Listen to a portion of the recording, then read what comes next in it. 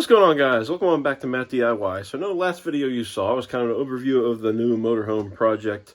And since then, I haven't uploaded one. Had some stuff going on, but we're back. I know the contest ended, so I want to announce the winner and address that. And then also give you sort of a quick update video on where the project stands and what we're looking at. And, well, some things we found that we didn't exactly expect. But, you know, that's what happens when you buy a 30-year-old motorhome. Anyhow, congratulations to JeffLoose183, user on YouTube. He actually won the contest for the Super Clean with a guess of $5,000. So guys, for the Airstream cutter, I actually paid $4,400. A lot of good guesses out there, so thanks for the interest in that. Unfortunately, YouTube didn't push the video too well, so we didn't get a ton of comments back on the guesses, that's okay, that happens. But congrats to that user for the guess of $5,000. Definitely close with only $600 margin there. So I'll follow up with that user and ask if they are interested in some free Super Clean, and we'll get that sent out to you right away. Without further ado, guys, though, let me go ahead and show you where things stand in this unit right now. Right, guys, so it's been I think about a month or so since I filmed the last video, and I kind of want to give an update on things and where they stand. So before I show you the worst of it, I guess I'll show you the good things first. So a couple things we did. We went ahead and updated. I mentioned in the video how I was going to get the roof coated and ceiling done and all that. So we went ahead and did that.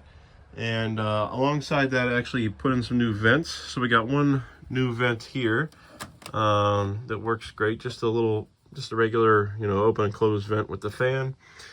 And then painted the skylight so that it blends in more with the ceiling. So that looks nice now. And it's all secured and ready to go. So that's good. And then moving on down in the bathroom, which is a little bit harder to see, but actually installed a new bathroom fan. And went with the wider one just because it's a bathroom. I figured the more exhaust you have, the better. So we went and did that there. And then on the shower side, I also installed a new 6-inch vent here as well. So that is good to go in the shower. It's just a little pop-up, push to center, and good to go. So all new vents. And the ceiling is completely recoated, and that is all done, so no more leaks as far as the ceiling is concerned. Now, the issue is there was some damage that we had not noticed. So I can't remember exactly if I showed it in the first video, but back here in the bedroom, the floor is soft. So there's some issues with the plywood under here. So this carpet all has to come up, and then we got to recarpet it and fix this, which is going to be fun because they ran the carpet up the sides here and stuff like that. It actually looks though like somebody has already taken liberty to peel some of it off, as you can see here, and some of the water damage previously you can see there, but new carpet on there will take care of that. And my wife actually got started back here peeling off some of the wall. Got that taken care of. So this is all dry now. No new water intrusion or anything like that. We're just going to putty it, sand it, and this all should blend in pretty well. We do have quite a gap to fill over here. But I think with the proper putty and stuff like that, I think we can fill it in and paint it, and it won't look too bad. It's not going to be perfect, guys, but it's a 30-year-old RV. We're not expecting perfection here. Just usable, something to have some fun with for a little while. See if we like it type of thing. Fun project. So that's the bedroom. But what we discovered was in the front here. Let me just say that I don't understand why people would rather cover something up than fix it. And I'm not complaining about the purchase. I'm still happy with the purchase. These are just things you find with projects like this. But let me just show you. Just gonna take a seat on the old couch here. So we knew there's a soft spot right here under my feet, under this carpet. So all this carpet's coming up. Got to replace the soft spot. We did not know about all this.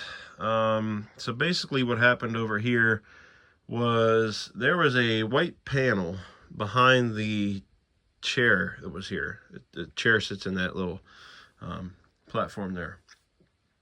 And somebody had a white panel that was right over top of that outlet there, and it was just kind of covering up the wall. It didn't look factory, so we dug into it a little bit more, and here the panel was actually hiding water damage that existed behind there. So as you can see, the plywood, which is real thin, they used like a real thin, almost like 1/8 inch or something plywood behind there. I forget the other term for it. There's another name for it.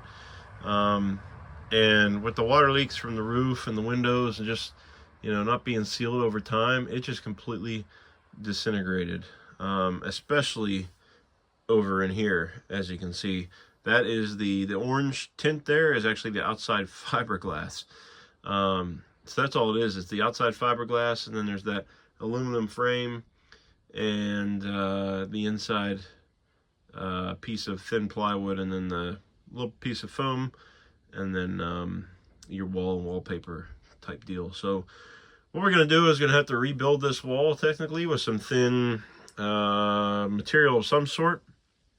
I'm going to use, I believe, some I forget the name of that board too, but essentially thin plywood or something of that nature to basically cut and fill this in, and then putty it to make it kind of fit and look nice, and then paint it eventually. But it definitely had to be fixed because it was just a mess, as you can see, and the carpet was completely destroyed. I started peeling it up, and also got to replace the piece of flooring over there. Carpet's all going to get replaced, so I'm just going to peel all this up, and I think I'm going to try to keep it intact as one piece as much as I can. That way I can just cut a new piece from the old piece, and then the new piece will fit right in without me doing too much you know, reconfiguration. So I think that'll be nice. So this will all come up, as well as everything up there, as well as the seat and stuff, and we'll get that all recarpeted and taken care of. The only thing I'm not too sure of is like the engine compartment and the battery compartment. Those may take a little bit more finagling to get the carpet on there like they had it. So I'm not sure if I'm going to actually recarpet those, paint them. I don't know. Probably end up recarpeting it to make it look nice, but that's going to be a little bit more work. But anyways, yeah, discovered a mess up here. So that plywood's going to be replaced for sure, as well as the wall. And then we should be good. The whole entire left side of the unit itself, of the motorhome, is fine. There's no water damage. There might be a little bit up here behind the driver's side corner up here, I think. But I'm going to wait to tear into that until I take it for inspection and get the undercarriage and everything taken care of. And then I'll tear all that out when it's in the driveway and go about that. But as far as the rest of the left side of the coach, it's pretty good. We don't really have any water damage. Walls are solid. There's no water intrusion over there. And it begs the question of why that's the case. And the only thing I can think is if it was sitting a long time in someone's house and a certain rain angle was always on the right-hand side, maybe, that's why the water primarily came in on the right side. But honestly, guys, I couldn't tell you why that's the case. It just seems like all the water came in on the right side. But everything's sealed. The entire roof is sealed.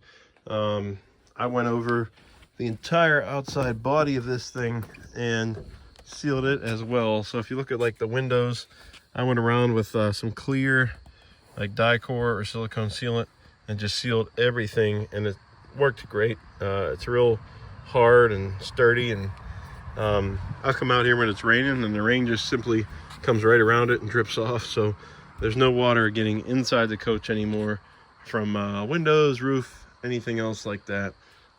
Also came along the edges, sealed those as well because water was getting behind that trim piece into the compartments. So that's now taken care of. So everything is sealed, dry. Just got to fix the previous damage that occurred. And if anyone's watching this video that currently has a motorhome, maybe a newer one, or anything like that, guys, just do the maintenance. It's really not that hard. You know, I don't know how modern ones are built compared to these old ones, but I assume they have seams and gaps and things that need maintenance over time. And literally for a couple tubes of, you know, silicone sealant from Walmart or wherever, or Dicor if you order it, you can have that sealed up and fixed and, you know, taken care of, and you'll never have issues like this. Now this had to sit a long time wet to get stuff like this, but you know what I mean. Just maintain stuff, and then if you don't want to do it, have somebody else maintain it, but at least maintain it, because this just causes more issues. Now me, I got this thing cheap. I'm not complaining. We're going to fix it. We're going to make this thing look really nice inside for its age, and I'm not too concerned about it. So everything else is fairly intact. I've got a project to do with some of the house batteries and the electrical, so that'll be the next video coming out. It'll be a how-to on how to fix that issue, because right now I have no power to the inside from the battery switch there. But we'll discuss more of that in the next video and the how-to, and we'll take care of that.